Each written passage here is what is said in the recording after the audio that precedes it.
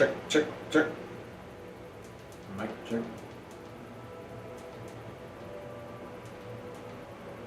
Check, check, check.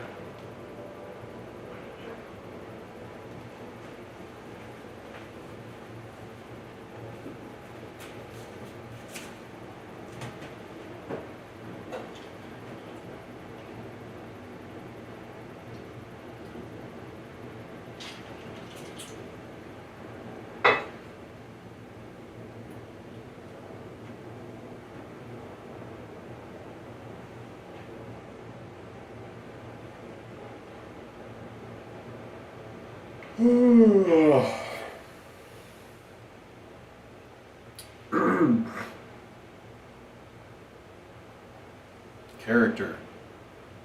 The sun set, but set not his hope. Stars rose, his faith was earlier up. Fixed on the enormous galaxy, deeper and older seemed his eye, and matched his sufferance sublime, the taciturnity of time. He spoke, and words more soft than rain brought the age of gold again. His action won such reverence sweet as hid all measure of the feet.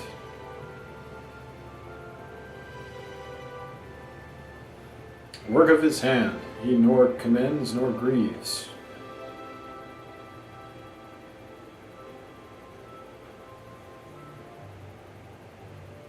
Pleads for itself the fact, as unrepenting nature leaves.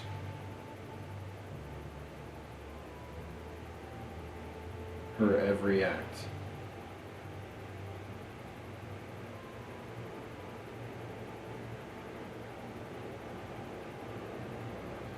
I have read that those who listened to Lord Chatham felt that there was something finer in the man than anything which he said.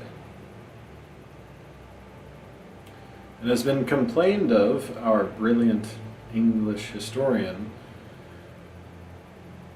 of the French Revolution that when he has told all his facts about Mirabeau, they do not justify his estimate of his genius.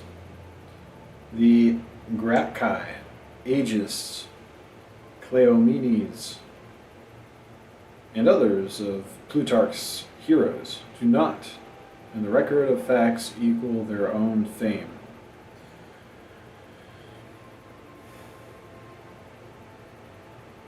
Sir Philip Sidney, the Earl of Essex, Sir Walter Raleigh are men of great figure and of few deeds. We cannot find the smallest part of personal weight of Washington in the narrative of his exploits. The authority of the name of Schiller is too great for his books.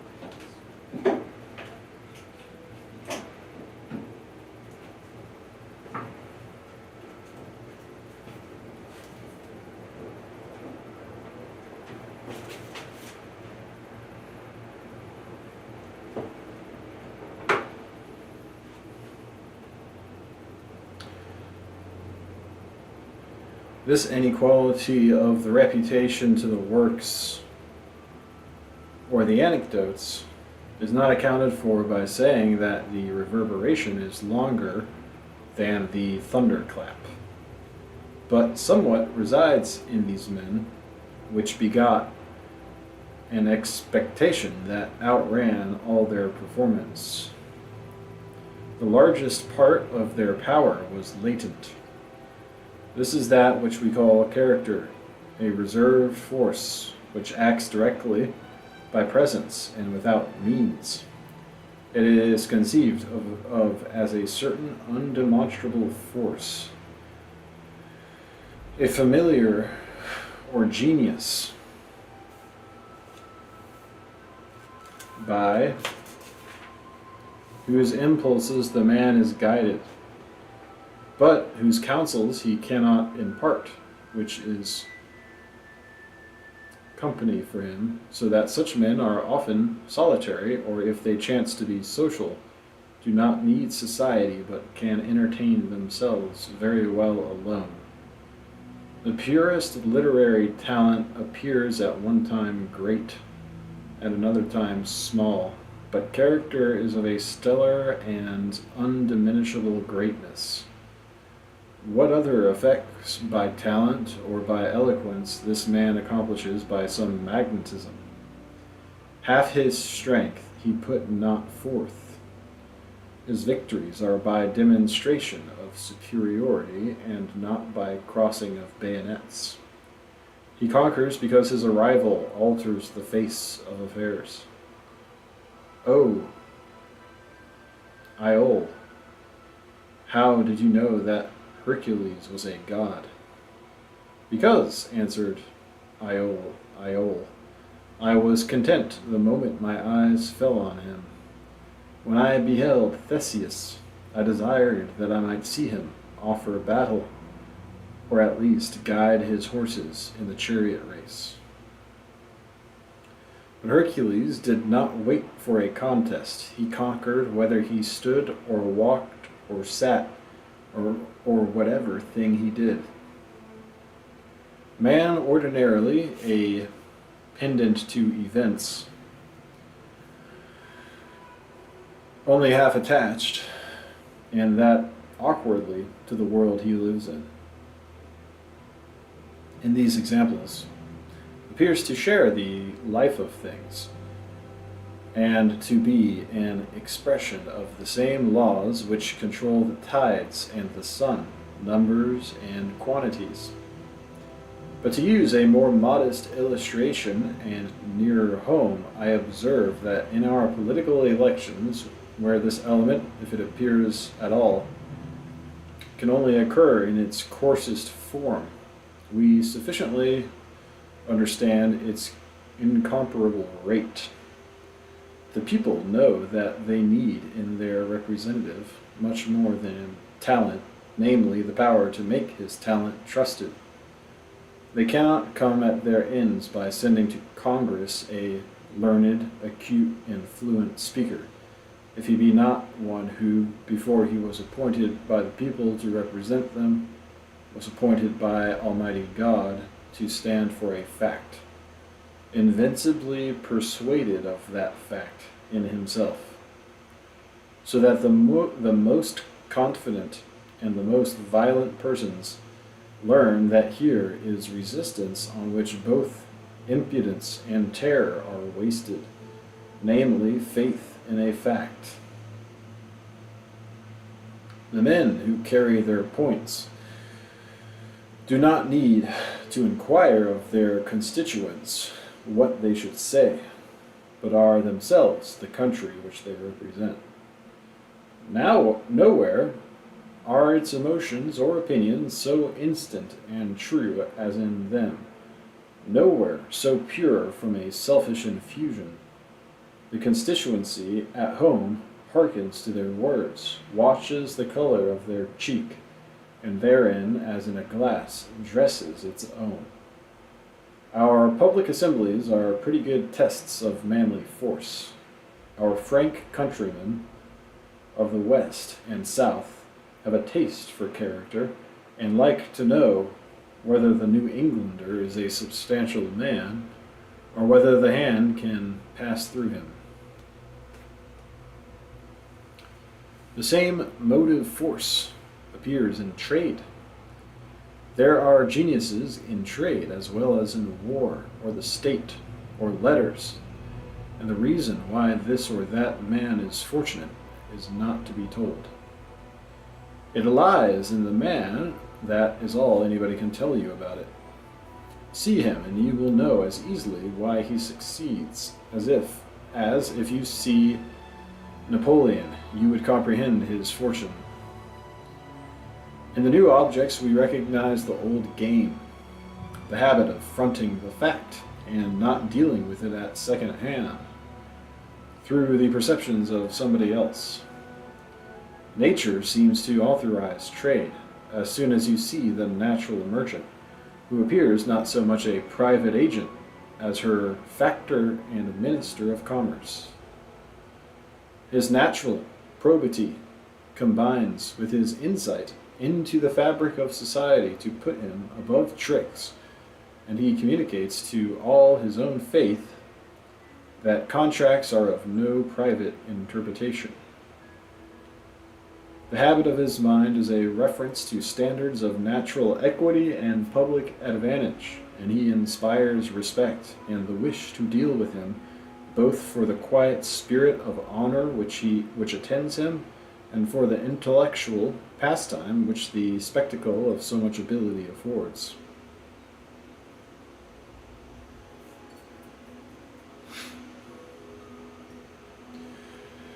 The immensely stretched trade, which makes the capes of Southern Ocean his wharves and the Atlantic Sea his familiar port, centers in his brain only, and nobody in the universe can make his place good.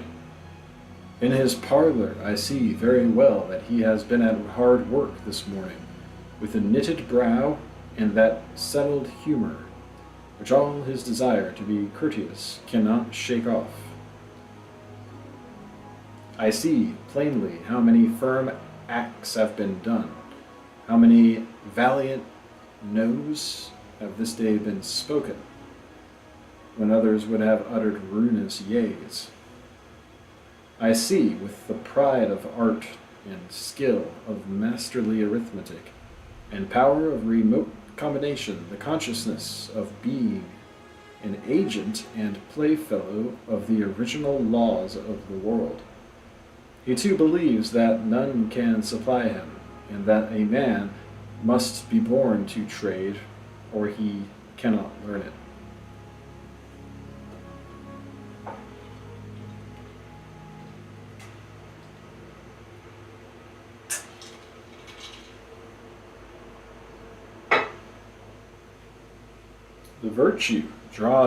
This virtue draws the mind more when it appears in actions to ends not so mixed. It works with most energy in the smallest companies and in private relations. In all cases, it is an extraordinary and incomputable agent. The excess of physical strength is paralyzed by it. Higher natures overpower lower ones by affecting them with a certain sleep. The faculties are locked up and offer no resistance. Perhaps that is the universal law. When the high cannot bring up the low to itself, it benumbs it, as man charms down the resistance of the lower animals.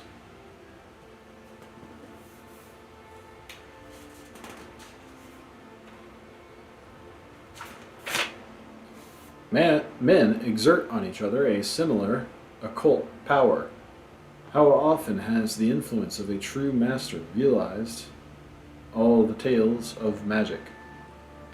A river of command seems to run down from his eyes into all those who beheld him, a torrent of strong, sad light, like an Ohio,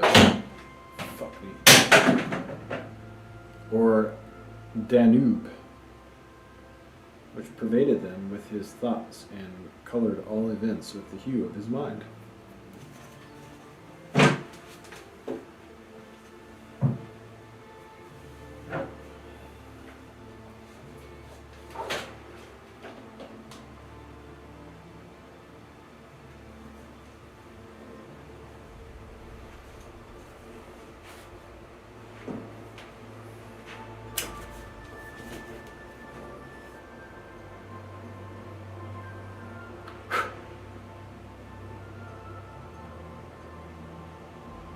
What means did you employ, was the question asked of the wife of Concini in regard to her treatment of Mary of Medici. And the answer was, only that influence which every strong mind has over a weak one.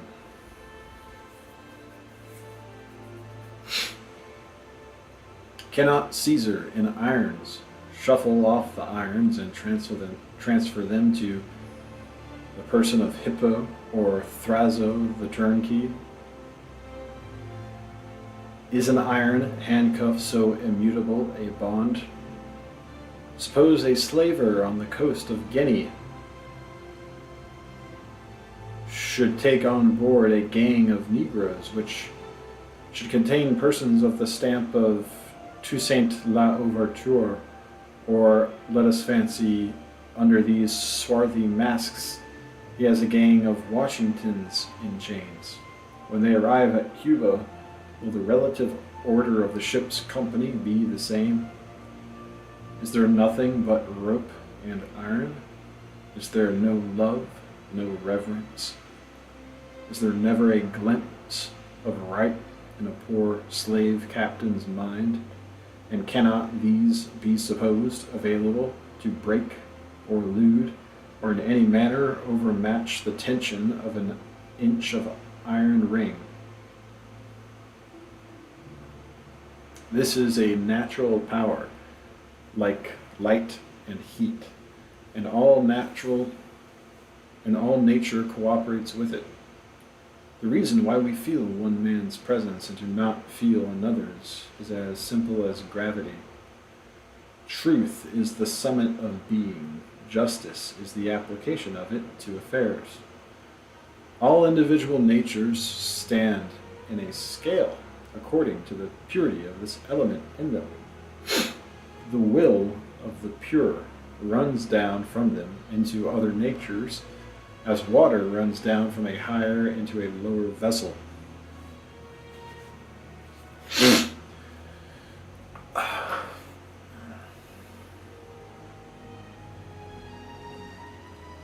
This natural force is no more to be withstood than any other natural force. We can drive a stone upward for a moment into the air, but it is yet true that all stones will forever fall. And whatever instances can be quoted of unpunished theft, or of a lie which somebody credited, justice must prevail, and it is the privilege of truth to make itself bereaved. Character is the moral order seen through the medium of an individual nature. An individual is an encloser. Time and space, liberty and necessity, truth and thought are left at large no longer. Now the universe is a close or pound. All things exist in the man, tinged with the manners of his soul. With what quality is in him, he infuses all nature that he can reach, nor does he tend to lose himself in vastness, but at how long a curve soever, all his regards return into his own good. At last, he animates all he can, and he sees only what he animates. He encloses the world, as the patriot does his country, as a material basis for his character, and a theater for action. A healthy soul stands united with the just and the true, as the magnet arranges itself with the pole, so that he stands to all beholders like a transparent object betwixt them and the sun, and whoso journeys towards the sun journeys towards that person. He is thus the medium of the highest influence to all who are not on the same level. Thus men of character are the conscience of the society to which they belong. The natural measure of this power is the resistance of circumstances. Impure men consider life as it is reflected in opinions.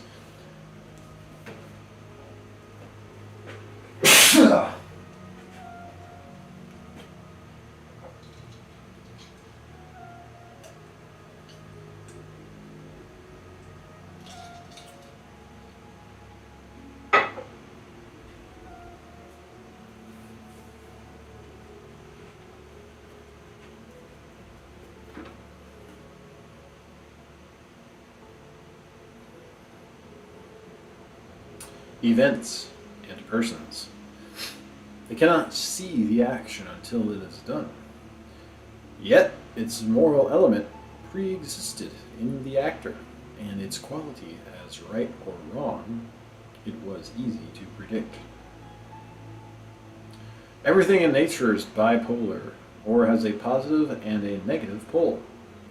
There is a male and a female, a spirit and a fact, a north and a south. Spirit is the positive, the event is the negative. Will is the north, action the south pole. Character may be ranked as having its natural place in the north. It shares the magnetic currents of the system. The feeble souls are drawn to the south or negative pole. They look at the profit or hurt of the action. They never behold a principle until it is lodged in a person. They do not wish to be lovely, but to be loved. Men of character like to hear of their faults. The other class do not like to hear of faults.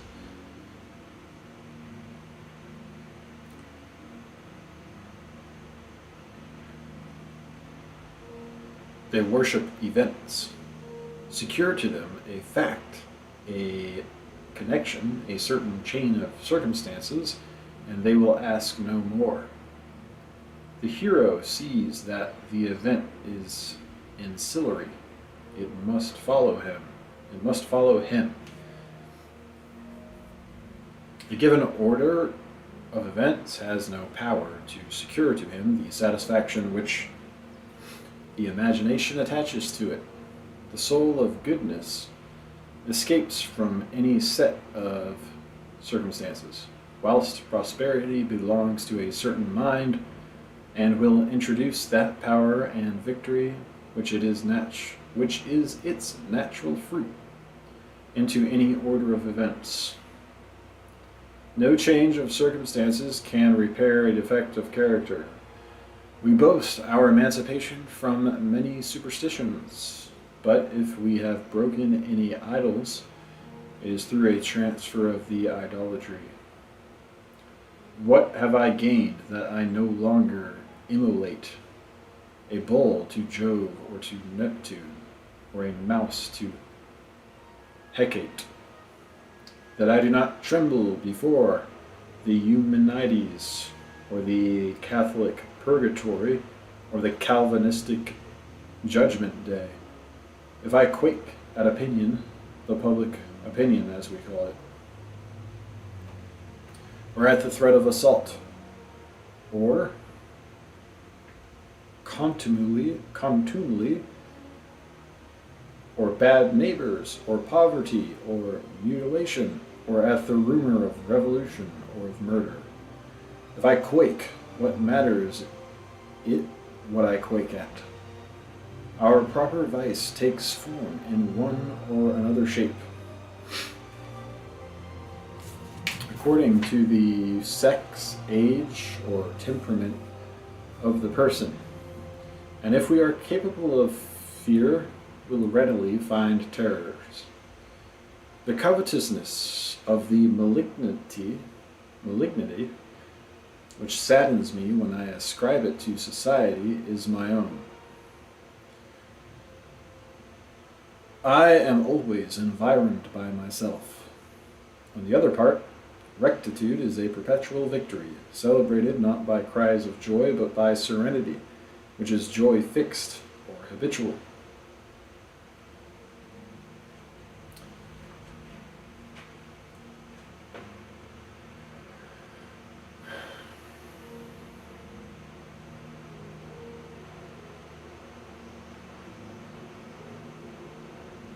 It is disgraceful to fly to events for confirmation of our truth and worth. The capitalist does not run every hour to the broker to coin his advantages into current money of the realm. He is satisfied to read in the quotations of the market that his stocks have risen. The same transport which the occurrence of the best events in best order would occasion me, I must learn to taste purer in the perception that my position is every hour ameliorated and does already command those events I desire. That exaltation is only to be checked by the foresight of an order of things so excellent as to throw all our prosperities into the deepest shade. The face which character wears, to me, is self-sufficingness. I revere the person who is riches, so that I cannot think of him as alone, or poor, or exiled, or unhappy, or a client, but as perpetual patron, benefactor, and beatified man. Character is centrality, the impossibility of being displaced or overset. A man should give us a sense of mass. Society is frivolous and shreds its day into scraps, its conversation into ceremonies and escapes. But if I go to see an ingenious man, I shall think myself poorly entertained if he give me nimble pieces of benevolence and etiquette. Rather, he shall stand stoutly in his place and let me apprehend, if it were only his resistance. Now that I have encountered a new and positive quality, great refreshment for both of us. It is much that he does not accept the conventional opinions and practices. That nonconformity will remain a goad and remembrancer, and every inquirer will have to dispose of him in the first place.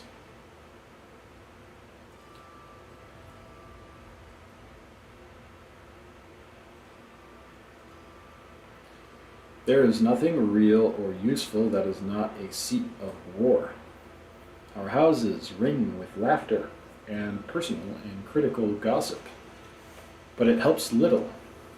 But the uncivil, unavailable man who is a problem and a threat to society, whom it cannot let pass in silence but must either worship or hate, and to whom all parties feel related, both the leaders of opinion and the obscure and eccentric, he helps. He puts America and Europe in the wrong, and destroys the skepticism which says, man is a doll, let us eat and drink. It is the best we can do, by illuminating the untried and unknown. Acquiescence in the establishment and appeal to the public indicate infirm faith, heads which are not clear, and which must see a house built before they can comprehend the plan of it. The wise man not only leaves out of his thought the many, but leaves out the few. Fountains, the self-moved, the absorbed, the commander because he is commanded, the assured, the primary. They are good, for these announce the instant presence of supreme power. Our action should rest mathematically on our substance. In nature there are no false valuations. A pound of water in the ocean tempest has no more gravity than in a midsummer pond. All things work exactly according to their quality and according to their quantity. Attempt nothing they cannot do, except man only. He has pretension. He wishes and attempts things beyond his force. I read in a book of English memoirs Quote, Mr. Fox, afterwards Lord Holland, said he must have the treasury. He had served up to it and would have it. End quote. Xenophon and his 10,000 were quite equal to what they attempted and did it. So equal that it was not suspected to be a grand and inimitable exploit. Yet there stands that fact, unrepresented, unrepeated, a high watermark in military history. Many have attempted it since and not been equal to it. It is only on reality that any power of action can be based. No institution will be better than the institutor. I knew an amiable and accomplished person who undertook a practical reform. Yet I was never able to find in him the enterprise of love he took in hand. He adopted it by ear and by the understanding from the books he had been reading. All his action was tentative, a piece of the city carried out into the fields. And was the city still, and no new fact, and could not inspire enthusiasm. Had there been something latent in the man, a terrible undemonstrated genius agitating and embarrassing his demeanor, we had watched for its advent. It is not enough that the intellect should see the evils and their remedy. We shall still postpone our existence, nor take the ground to which we are entitled, whilst it is only a thought and not a spirit that incites us. We have not yet served up to it.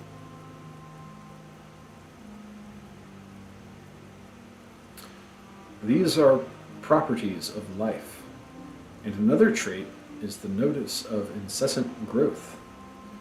Men should be intelligent and earnest. They must also make us feel that they have a controlling, happy future opening before them, whose early twilights already kindle in the passing hour. The hero is misconceived and misreported. He cannot therefore wait to unravel any man's blunders. He is again on his road, adding new powers and honors to his domain, and new claims on your heart, which will bankrupt you if you have loitered about the old things and have not kept your relation to him by adding to your wealth. New actions are the only apologies and explanations of old ones which the noble can bear to offer or receive.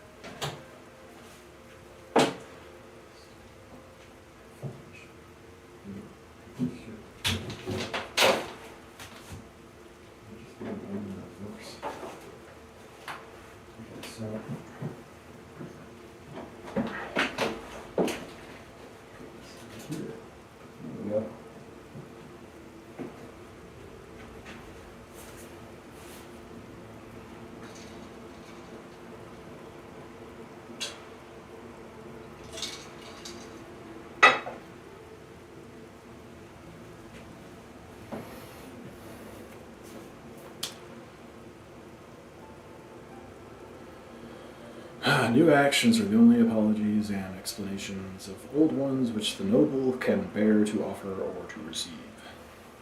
If your friend has displeased you, you shall not sit down to consider it, for he has already lost all memory of the passage, and has doubled his power to serve you, and ere you can rise up again will burden you with blessings. We have no pleasure in thinking of a benevolence that is only measured by its works. Love is inexhaustible, and its estate is wasted. its granary emptied, still cheers and enriches. And if its estate is wasted, its granary emptied, still cheers and enriches. And the man, though he sleeps,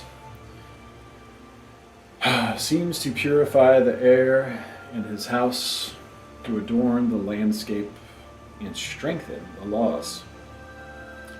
People always recognize this difference. We know who is benevolent by quite other means than the amount of subscription to soup societies. It is only low merits that can be enumerated. Fear when your friends say to you that you have done well and say it through.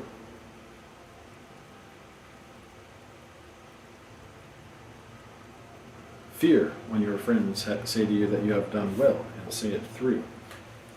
But when they stand with uncertain, timid looks of respect and half dislike, and must suspend their judgment for years to come, you may begin to hope.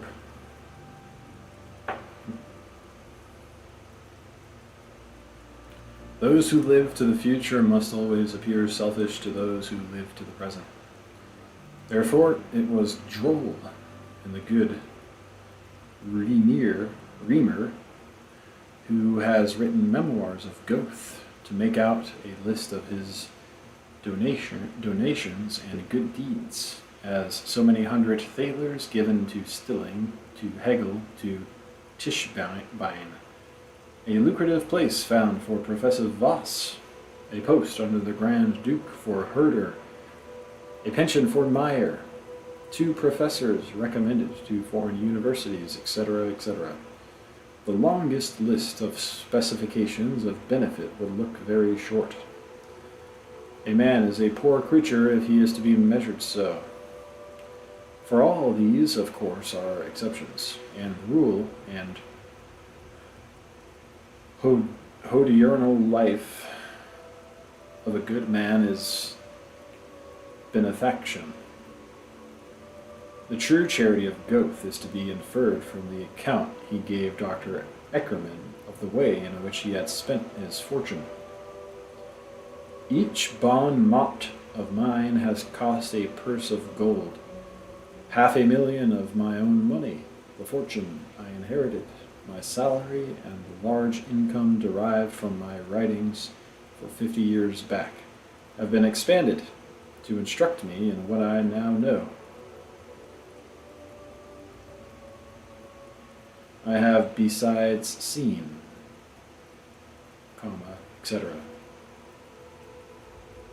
I own it is but poor chat and gossip to go to enumerate traits of this simple and rapid power, and we are painting the lightning with charcoal. But in these long nights and vacations, I like to console myself so.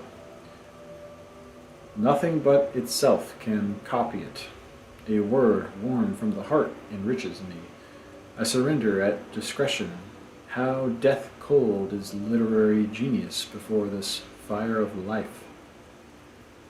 These are the torches that reanimate my heavy soul and give it eyes to pierce the dark of nature. I find, where I thought myself poor, there was I most rich. Thence comes a new intellectual exaltation, to be again rebuked by some new exhibition of character. Strange alternation of attraction and repulsion. Character repudiates intellect, yet excites it. The character passes into thought, is published so, and then is ashamed before new flashes of moral worth. Character is nature in the highest form. It is of no use to ape it or to contend with it. Somewhat is possible of resistance and of persistence and of creation to this power, which will foil all emulation.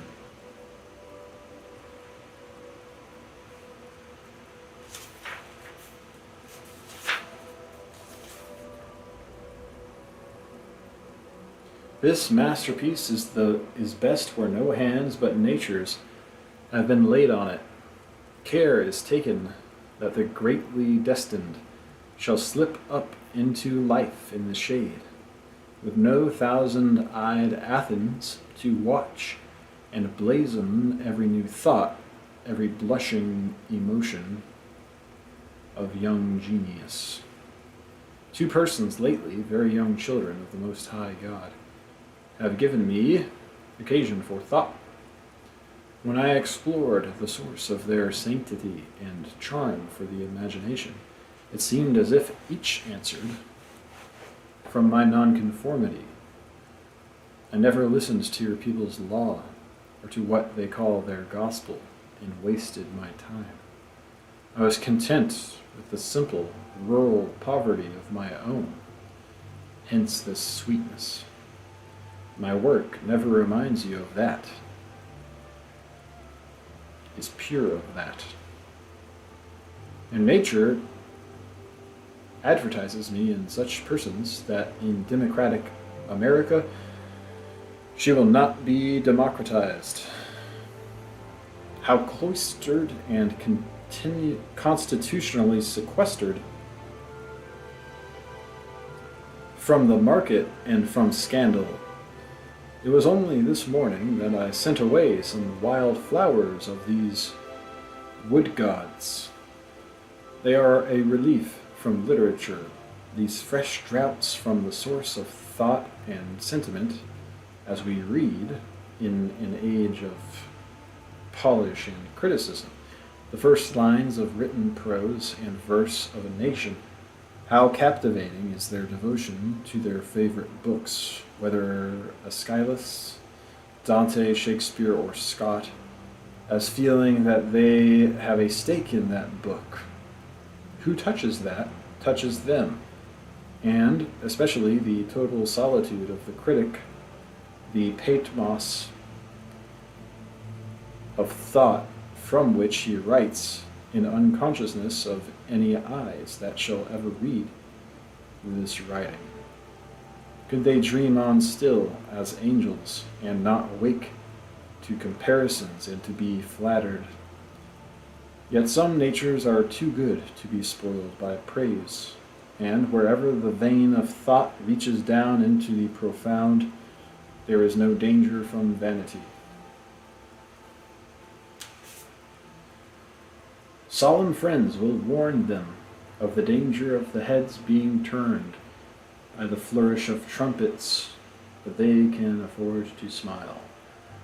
I remember the indignation of an eloquent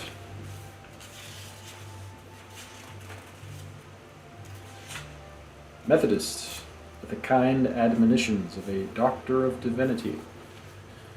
My friend, quote, my friend, a man can neither be praised nor insulted. But forgive the counsels, they are very natural. I remember the thought which occurred to me when some ingenious and spiritual foreigners came to America.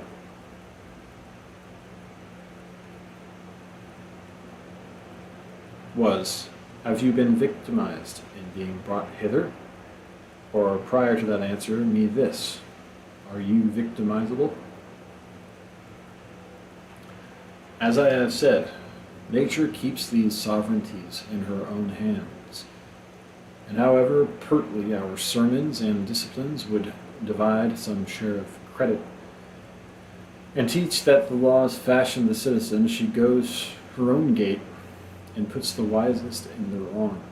She makes very light of gospels and prophets,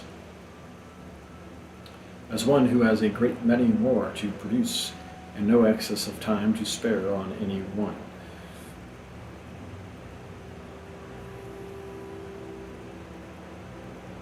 There is a class of men, individuals of which appear at long intervals, so eminently endowed with insight and virtue, that they have been unanimously saluted as divine, and who seem to be an accumulation of that power we consider. Divine persons are character born, or, to borrow a phrase from Napoleon, they are victory organized.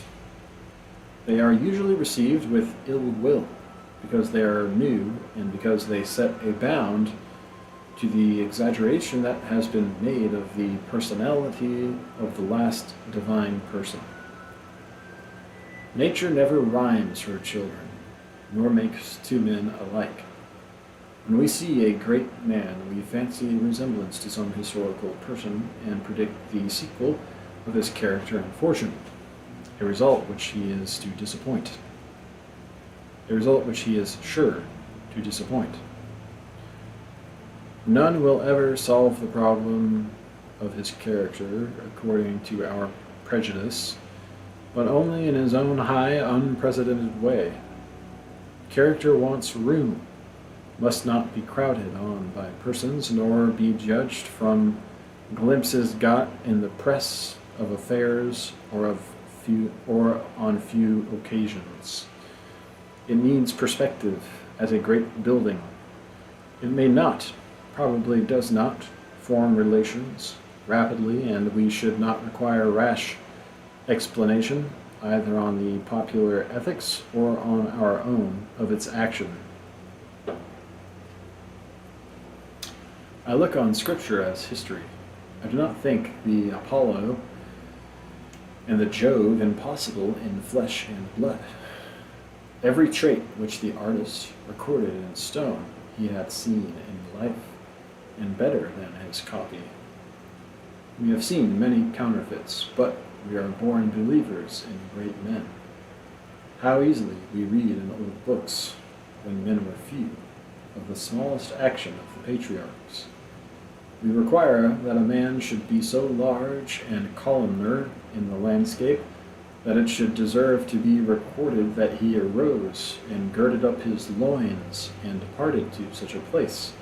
The most creditable pictures are those of majestic men who prevailed at their entrance and convinced the senses, as happened to the Eastern Magian, who was sent to test the merits of Zarathustra or Zoroaster. Quote, when the Yunani sage arrived at Balkh, the Persians tell us, Gushstap appointed a day on which the Mobeds of every country should assemble, and a golden chair was placed for the Yunani sage. Then the beloved of Yezdan, the prophet of Zarathustra, advanced into the midst of the assembly. The Yunani sage, on seeing that chief, said, this form and this gait cannot lie, and nothing but truth can proceed from them. End quote. Plato said it was impossible not to believe in the children of the gods, though they should speak without probable or necessary arguments. I should think myself very unhappy in my associates if I could not credit the best things in history. Quote, John Bradshaw, says Milton, appears like a consul from whom the faces are not to depart with the year, so that not on the tribunal only, but throughout his life you would regard him as sitting in judgment upon kings. I find it more credible, since it is anterior information, that one man should know heaven, as the Chinese say, than that so many men should know the world.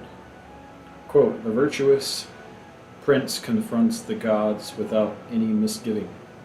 He waits 100 ages till a sage comes and does not doubt. He who confronts the gods without any misgivings knows heaven. He who waits 100 ages until a sage comes without doubting knows men. Hence the virtuous prince moves, and for ages shows empire the way. End quote. But there is no need to seek remote examples. He is a dull observer whose experience has not taught him the reality and force of magic, as well as of chemistry. The coldest precisian cannot go abroad without encountering inexplicable influences. One man fastens an eye on him, and the graves of the memory render up their dead. The secrets that make him wretched, either to keep or to betray, must be yielded. Another, and he cannot speak, and the bones of his body seem to lose their cartilages. The entrance of a friend adds grace, boldness, and eloquence to him. And there are persons he cannot choose but remember, who gave a transcendent expansion to his thought and kindled another life in his bosom. What is so excellent as strict relations of amity when they spring from this deep root? The sufficient reply to the skeptic who doubts the power and the furniture of man is in that possibility of joyful intercourse with persons, which makes the faith and practice of all reasonable men. I know nothing which life has to offer so satisfying as the profound good understanding which can subsist after much exchange of good offices between two virtuous men, each of whom is sure of himself and sure of his friend. It is a happiness which postpones all other gratifications and makes politics and commerce and churches cheap. For when men shall meet as they are, each a benefactor, a shower of stars, clothed with thoughts, with deeds, with accomplishments, it should be the festival of nature, which all things announce. Of such friendship, love in the sexes is the first symbol, as all other things are symbols of love. Those relations to the best men, which at one time we reckoned the romances of youth, become in the progress of the character the most solid enjoyment.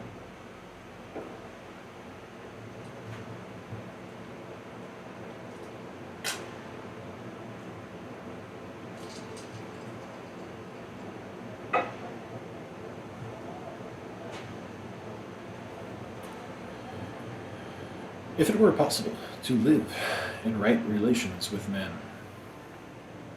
if we could abstain from asking them of anything, from asking their praise or help or pity, and content us with compelling them through the virtue of the eldest laws, could we not deal with a few persons, with one person, after the unwritten statutes, and make an experiment of their efficacy?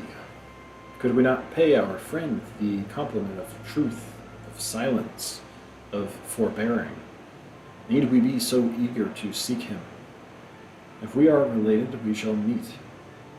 It was a tradition of the ancient world that no metamorphosis could hide a god from a god, and there is a Greek verse which runs, "The gods are to each other not unknown." Friends also follow the laws of divine necessity, and they gravitate to each other and cannot otherwise. When each the other shall avoid, shall each by each be most enjoyed.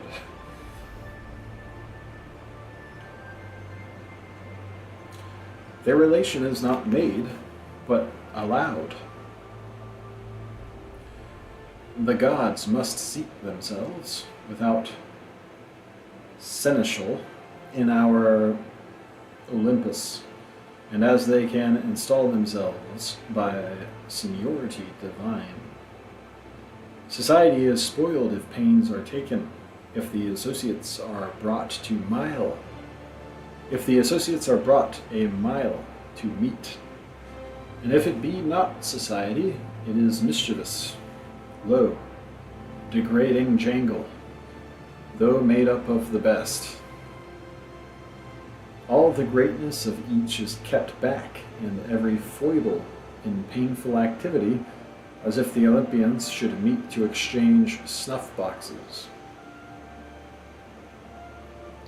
Life goes headlong. We chase some flying scheme, or we are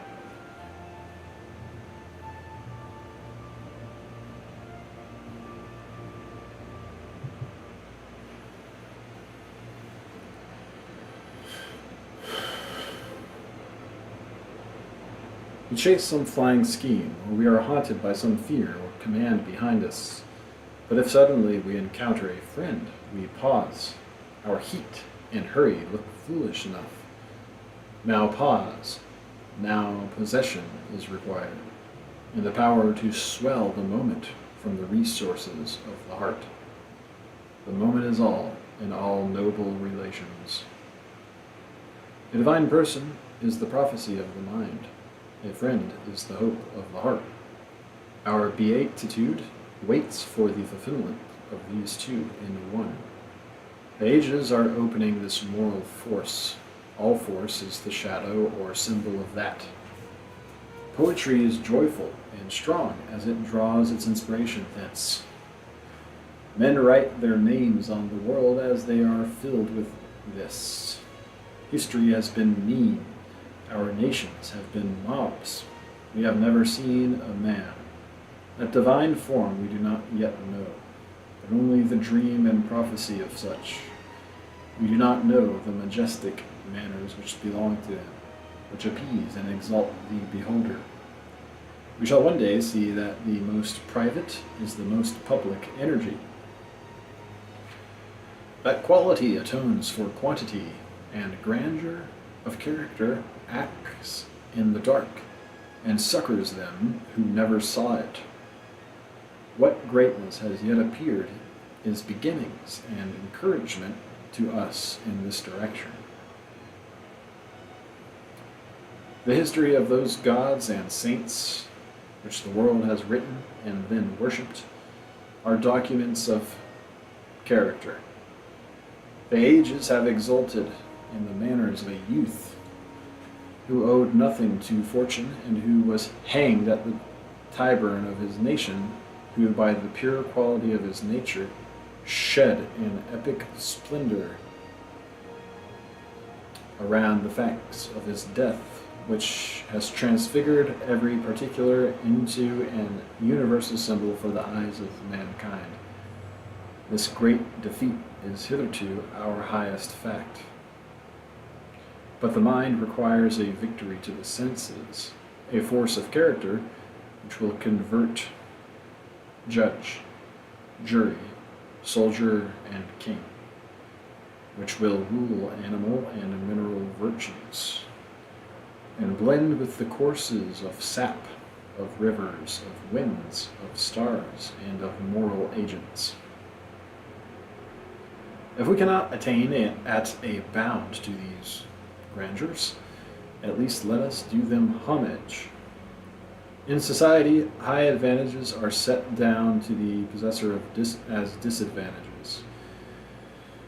It requires the more wariness in our private estimates. I do not forgive in my friends the failure to know a fine character and to entertain it with thankful hospitality.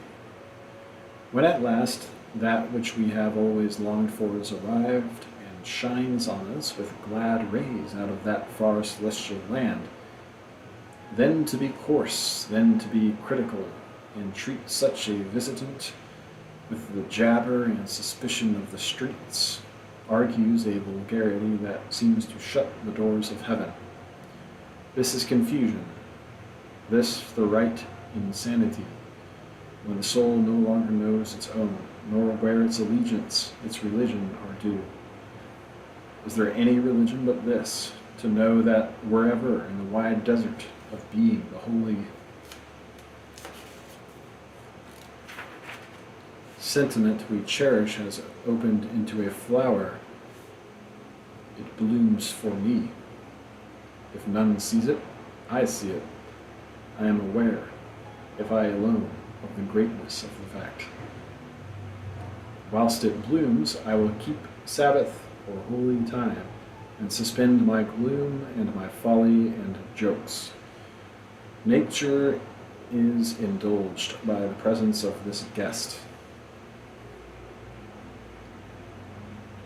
There are many eyes that can detect and honor the prudent and household virtues. There are many that can discern genius on his starry track, though the mob is incapable. But when that love which is all suffering, all abstaining, all-inspiring, which has vowed to itself that it will be a wretch and also a fool in this world, sooner than soil its white hands by any compliances, comes into our streets and houses. Only the pure and aspiring can know its face, and the only compliment they can pay it is to own it.